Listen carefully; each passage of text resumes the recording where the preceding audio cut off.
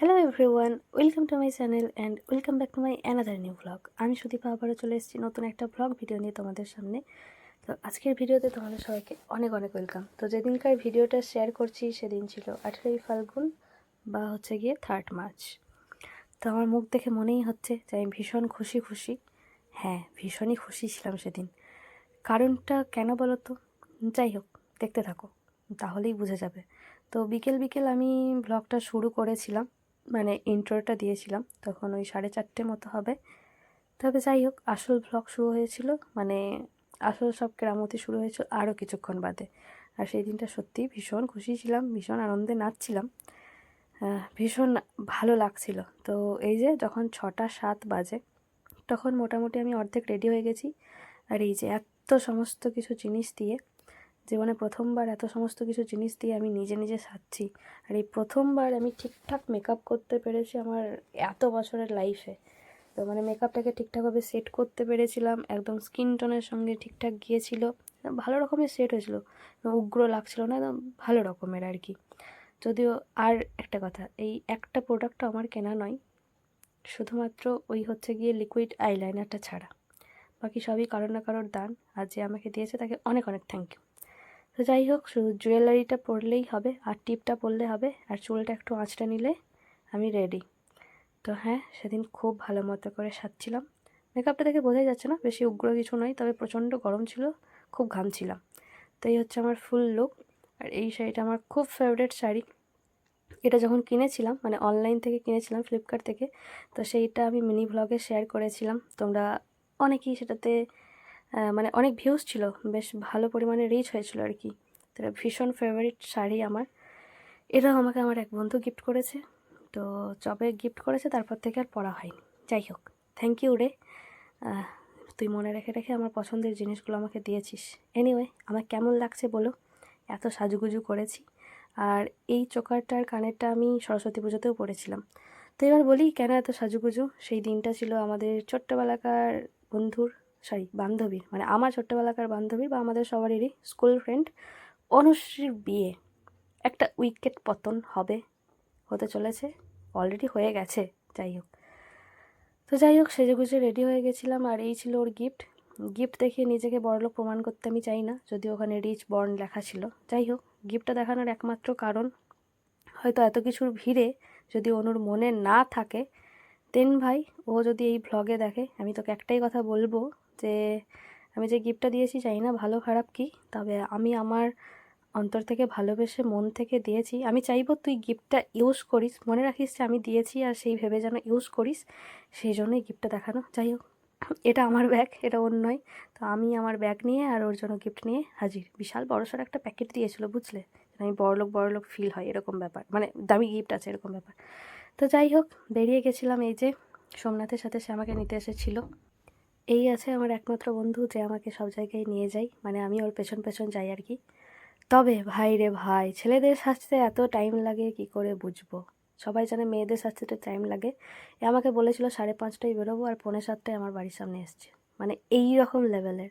তারপর এখানে এসে দাঁড়িয়ে আছি আর এক মহারথীর জন্য। আমি কিন্তু বাবু গাড়ি থেকে নামিনি, কারণ বহুত কষ্টে ওর গাড়িতে চেপেছিলাম। পেছনের সিটটা মারাত্মক উঁচু ছিল, আমি তাকে হিল পরেছিলাম, তার উপরে সিল্কের শাড়ি, মানে বিশাল কষ্টে কোনো রকমে শাড়িটাকে ধরে আমি একদম সেই কাজের মাসির মতো চেপেছিলাম। যাই হোক, এখানে ওয়েট করছিলাম রিয়ার জন্য।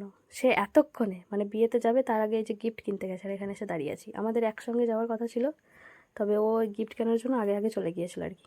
এদিকে সোমনাথ কী করছে দেখাবো? কই রে ভাই, এই যে লুকিয়ে লুকিয়ে গার্লফ্রেন্ডের সঙ্গে চ্যাটিং করছে। সে মুখে বলবে না আমার কেউ নেই, কিচ্ছু ব্যাপার স্যাপার নেই, কিন্তু এদিকে ছেলে দেখছো কেমন ব্লাস করছে, ভাই ভাই ভাই। হ্যাঁ, এবার ওর বিয়েটা দিয়ে দিতে হবে, বোঝাই যাচ্ছে। যাই হোক, অনেকক্ষণ ওয়েট করার পর সে মহারানী তো নেমেছিল, কিন্তু তারপরেও আমরা যেতে পারিনি। কারণ কারণ হচ্ছে কি আমাদের স্পেশাল মেম্বার, তার জন্য আমরা ওয়েট করছিলাম। এই যে দেখতে পাচ্ছ, ওয়েট করতে করতে আমাদের খিদে পেয়ে গেছে। খিদে পেয়ে গিয়ে আমরা খেতেও শুরু করেছি চকলেট। সিরিয়াসলি প্রচণ্ড খিদে পেয়েছিল। সোমনাথ আমাদেরকে চকলেট কিনে দিয়েছিল আর তার সঙ্গে হচ্ছে গিয়ে কোল্ড ড্রিঙ্কস। তো এই মোবাইলের দোকানটাতে এখানে বসেছিলাম, পাশে গিফট ফিটগুলো সব নামানো ছিল। 7:22 বাজে, তখনও আমরা পৌঁছাতে পারিনি, কারণ হচ্ছে একজন স্পেশাল একজন মানুষের জন্য। যাই হোক, ওটা আমার কোনো স্পেশাল নয়। এই যে এনার স্পেশাল কোনো মানুষের জন্য। যাই হোক, তারপর ওয়েট করতে করতে আমাদের আর এক বান্ধবী মানে আর এক কাপল চলে এসেছিলো, সে হচ্ছে গিয়ে পূজা, আর পূজার বর বিজয়দা। যাই হোক, মানে আমাদের যেখানে 7টায় ঢুকে যাওয়ার হয়তো কথা, সেখানে আমরা 8টার সময় ঢুকেছি। বেরোনোরই কথা ছিল 5:30টায়। আমি সবার আগে রেডি হয়ে বসে আছি হাঁ করে, এনাদের কোনো পাত্তা নেই। আর এই যে ছেলে সোমনাথ, মানে আমাদের বন্ধু, দেখলে হবে না ভাই, ছেলে এত সাজতে টাইম নেই। তারপর আমি বিরক্ত হয়ে গেছিলাম আর কি। যাই হোক, তো এখানে দাঁড়িয়ে দাঁড়িয়ে একটু কেত মারছিলাম লোকের বাইকের আয়নাতে, জানি না ভাই কার বাইক, আয়নাটা ঠিকমতো মোছাও নেই, এতটা নোংরা। তো যাই হোক, কী আর বলবো। এই যে আমরা 3 মহারথী, 3 সুন্দরী, ও তো বুঝতেই পারিনি, এই যে আমরা 3জন। যাই হোক, ফাইনালি বসে থেকে থেকে বোর হয়ে গিয়ে যাই হোক তারপরে যেতে পেরেছিলাম আর কি। ঠিক টাইমে গেছিলাম, যদি ওর বিয়ের লগ্ন অনেক দেরিতে ছিল, গিয়ে মজা নাচা গানা আনন্দ হই হুল্লো সবই করে ফেলেছি। এই যে সামনের দিকে এগোচ্ছি আমরা, সামনে হাঁটছে 2 জিজু আমাদের। বিজয় তাকে সবাই মিলে আমাদের গিফটের থলেগুলো ধরিয়ে দিয়েছি। বিশাল একটা ব্যাপার, আর বেশ সুন্দর, অনেকটা দূর থেকে সাজিয়েছিল এরকমভাবে লাইটিং দিয়ে, টুনি দিয়ে, ভীষণই লাগছে। আর এবার দেখো সোমনাথ দেওয়ার আলাদাই রেলা মারতে মারতে যাচ্ছে। যদি একটা মেয়ে পেয়ে যাই ভাই, ওর জীবনে খুব দুঃখ, গার্লফ্রেন্ড থেকেও নাই, আর কত যে গার্লফ্রেন্ড লাগে তাও জানি না। তবে আমরা হেঁটেই চলেছি কিন্তু যার বিয়ে তার আর দেখা পাচ্ছি না। ব্যাপারটা কি, সেই সুন্দরী কোথায়? এই যে দেখো বাপরে, সামনে কত ভিড়, ওকে দেখাই যাচ্ছে না। যাই হোক, দূর থেকেই দেখছিলাম। এখানে অনেক বন্ধু বান্ধবীর সঙ্গে দেখা হয়েছে, বুঝতেই পারছো, প্রচুর বন্ধু বান্ধবী ছোটোবেলাকার। দেখে দেখো কি সুন্দর লাগছে দেখতে, মা লক্ষ্মীর মতো। আরও এমনিই দেখতে খুব সুন্দর। তারপর ওকে গিফট টিফট সবাই মিলে দিয়ে দিলাম, তারপর উঠে অনেক ছবি টবি তুলেছি। আর ওকে দেখতে কি সুন্দর লাগছে। আর ওর এই সিগনেচার হাসি, আমি ওকে সবসময় বলি ভাই, তোর মুখে এই হাসিটা না থাকলে একদমই মানায় না। ওর ওই যে গজ দাঁত আছে, তার জন্য ওর এই সিগনেচার হাসিটা অসাধারণ লাগে, অসাধারণ, ভীষণ সুন্দর লাগে। কি সুন্দর সাজিয়েছে, একদম মিষ্টি। তারপরে কিছুক্ষণ ফটো সেশন হওয়ার পর এইদিকে সবাই বর আসার অপেক্ষায়, মানে বর আসছে আর কি। তবে সবাই নাচতে নাচতে নাচতে নাচতে আসছে, কিন্তু বরের আর পাত্তা নেই। এদিকে আমরাও একটু টুকটুক করে নেচে ফেলেছিলাম। পূজা বলছে না না, এগুলো দেখাস না। যাই হোক, আমি তো দেখিয়ে ফেলেছি, কি আর করবো। তো সবাই আমরা বরের অপেক্ষায়, কিন্তু বর কোথায়, বরেরই পাত্তা পাচ্ছি না। যা রে ভাই, আমরা দাঁড়িয়েই আছি, এমনিতেই তো দেখতে পাচ্ছি না। তারপরে কি আর করব, বরকে দেখতে পাচ্ছি না, তাই আমাদেরকেই একটু দেখিয়ে দিলাম তোমাদেরকে আর কি। তো সবাই নাচতে নাচতে বরযাত্রীগুলো আসছে। তবে বরযাত্রী কনেযাত্রী সব জায়গাতেই আমাদের অনেক বন্ধু, সব কাছাকাছি চেনা জানা, ভীষণই ভালো ব্যাপার। আর জীবনে এই প্রথমবার আমি একটা বান্ধবীর বিয়েতে নিমন্ত্রণ পেয়েছি, যার কিনা রিসেপশনেও নেমন্তন্ন আছে, মানে রিসেপশনের ভ্লগও তোমরা দেখতে পাবে। মানে কনে আমার বান্ধবী, আর কনের শ্বশুরবাড়ি হচ্ছে গিয়ে আমাদের রিলেটিভ। জীবনে প্রথমবার দেখলাম, সবাই কি আনন্দে নাচছে দেখো।